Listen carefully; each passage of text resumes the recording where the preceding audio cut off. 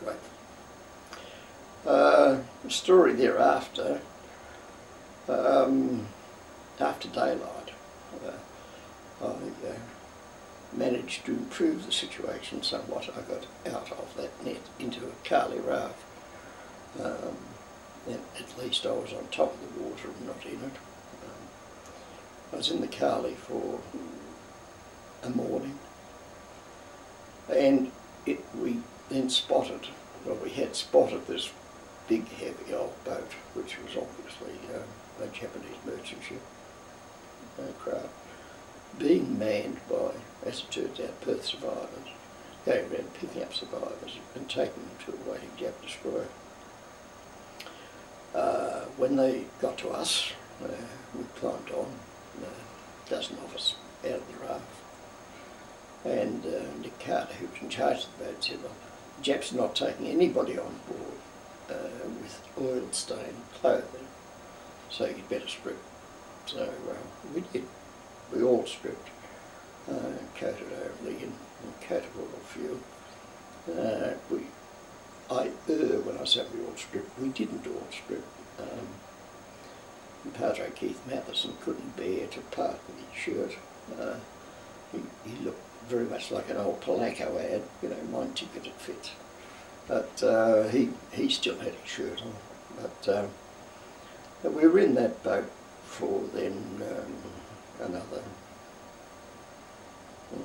18 hours. Had one death in the boat, Lieutenant McWilliams. We attempted to reach the coast, which was quite visible, didn't seem terribly far away. But the current through Sunda Straits is so powerful, the boat would head for a point and just go on past it. And I suppose in the hours of daylight we must have made 8 or 10 attempts to hit the coast of Java. Didn't happen. And it was actually around about 3 o'clock in the morning before we managed to hit the coast. It was at a spot a few kilometres north of Labuan. And again, Gavin Campbell comes back into the story because Gavin had a broken leg, and he was one of those who were left whilst with a few people to stay and help the wounded fellows. The rest of us, totaling some, at a guess, 30, perhaps a few more, then started to walk to see if we could find the Dutch army. Could I just ask you one question? Are you aware of anything done to assist Gavin with his broken leg at that location? Personally, I wasn't. No. I didn't even know Gavin was in the set. I didn't even know he had a broken leg. The only fellow that I was in close proximity with who had a problem was Ernie Tooby, who Ernie became well known in the cricket world, but Ernie had gone off the ship and gone under the stern and had been hit on the knee by a slightly revolving propeller, and he had a leg like a football, or a knee like a football, and we were right up in the bow of the boat, and I have who was down aft. I have no idea. At that stage we were getting around to the making introductions. We're thinking of other things. One thing that is quite a hit of a story here in Ballarat, and it is quite true. Bear in mind that I was not a Ballarat person. Ballarat was just another city to me. I'm Melburnian, and Ballarat, if I'd been here, it was once or twice. But when we opened the emergency rations in this Japanese lifeboat, both the tanks under the thwarts had all had splinter damage. So the water was useless, that was gone. And the hardtack biscuits had a lot of water in them too. There were, I don't know, a dozen or so on top that were edible. And believe me, you don't have to believe me, but I'm sure it was true that they were branded Sunshine Ballarat. Had obviously been bought in an Australian port before the war and became emergency rations. But anyway, those few biscuits that were shared between, I don't know, the nibble each, was the only food and water we had in the boat. Other than a shower of rain, we'd sort of opened our mouths and took some moisture in that way. But when all was said and done, it was only 16 hours or so. It wasn't the end of the world. And I think it's fair to say that at moments like that, food is not important. It doesn't rate highly on the. So you could be hungry, but it doesn't mean anything. Thirst, yeah, different thing. But food is not important. You can think of many things more important than food, certainly in the short term. I think you'd said that you were ashore and you decided to walk to a village. Yeah, we walked down to Labuan, thinking it would be a decent sized town, but it wasn't. But we were assured by the natives there that the Dutch army was at a place called Maness. Maness were up in the mountains, and so we started to walk up towards Manessa, and we walked for 3 nights, 4 days, barefoot, virtually naked, although there's another story there regarding a sarong. But I would, if the Dutch army was there, it could retreat faster than we could advance, so we never got any closer. But wherever we asked the local Indonesians, 10 kilometres, 10 kilometres, it was always 10 kilometres. It was anything they knew. But we reached a town called Pandeglang. And there was one story that I've never forgotten, because I think now it's hilarious. At the time I didn't think it was all that funny.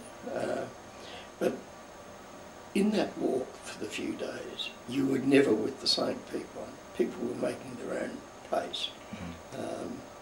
Some would join, some would pass, some would drop off, and your companions were continually changing.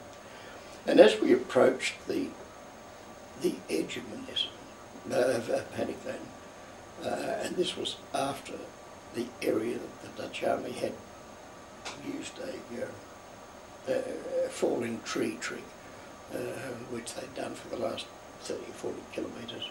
The road was suddenly open and there was a bit of traffic on it, mainly foot traffic. But I was with another Australian, I have no idea who, and 2 Americans, one of whom I have no idea who, but the second one made his mark and stuck with me ever since. He was a Polish American by the name of Goloski.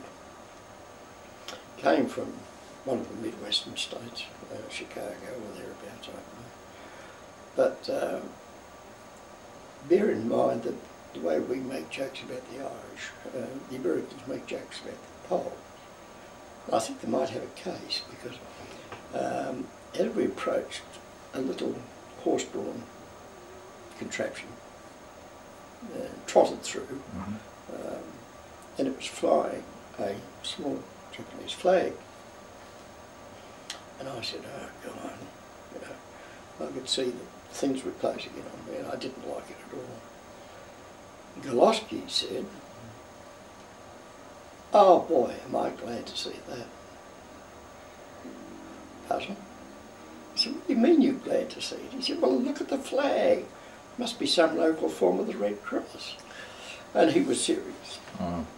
Anyway, within the hour, the whole lot of us had been herded by the natives, who were becoming progressively more aggressive with retrospect, it's easy to understand. The closer the Japanese got, the more aggressive they got.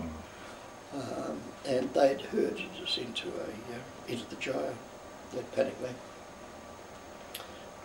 Speaking for myself personally, I put myself on the concrete slab and I just died. I was absolutely exhausted. And I never heard anyone arrive, but I was awakened by a little Japanese man with large glasses, screaming at me in a language that I didn't understand. But he was getting his message through by poking his bayonet into my leg. And I got the message. He wanted me outside. But I have a very clear memory of my first reaction when I opened my eyes and saw this thing in front of me. And silly as it seems, the first reaction was, he's not yellow, he's brown, and which he was. Anyway, that was the start of the next 3.5 years.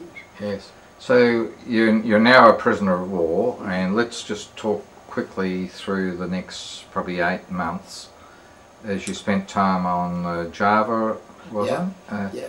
Did you have any contact with doctors? Do you remember any of them? Do you remember? No, not really. With one exception. We were taken from Panic Lane to Serang. I went into the theatre at Serang, which was extremely appalling actually, and the conditions were such that you sat to attention all day. You weren't allowed anything, wounded or otherwise. All got treated the same way. We'd been there a week when the survivors who'd been picked up on the Jap destroyer came and joined us. That gave us a lot of things to just who was coming in to see who you could recognise and so on. And conditions eased a little bit. They were still appalling, but they weren't quite as rigid as they were. Then for some reason that I don't know, myself and half a dozen others or thereabouts were shifted from the theatre to the jail and moved into the jail, which again was overcrowded. And you mentioned doctors, and this was the first opportunity I'd had to see a doctor. The Commander Epstein of the USS Houston was in the jail. I was subject to blacking out, fainting, what have you. Big mystery. I didn't have a clue, nor did anybody else. But eventually, Epstein and I were out of our cells at the same time, and somebody said, have a word with him, so I did. And I had a word with him, and he looked at me, looked me up and down and said, it's probably due to the diet. And that was the sum total of any doctor that I had in the whole of the 7 weeks thereabouts that we had in Serene. Mm-hmm. From Serene, we moved into Java. We went to an old Dutch Army camp called the bicycle camp, and I spent that would have been from April until October, 6 months there, where conditions, if only we'd known it, was the best that we ever had as a POW. That didn't stop us from grizzling and growling and grumbling about the difficulties. They were difficult. The sailors particularly arrived there with nothing, had nothing, no background at all, nothing at all to help. Not include Rowan Ravetti in that too. He evacuated Singapore, so he arrived with nothing. But in October, suddenly all men moved. The rumour was that we were going to be shifted to nice camps with bed conditions and what have you.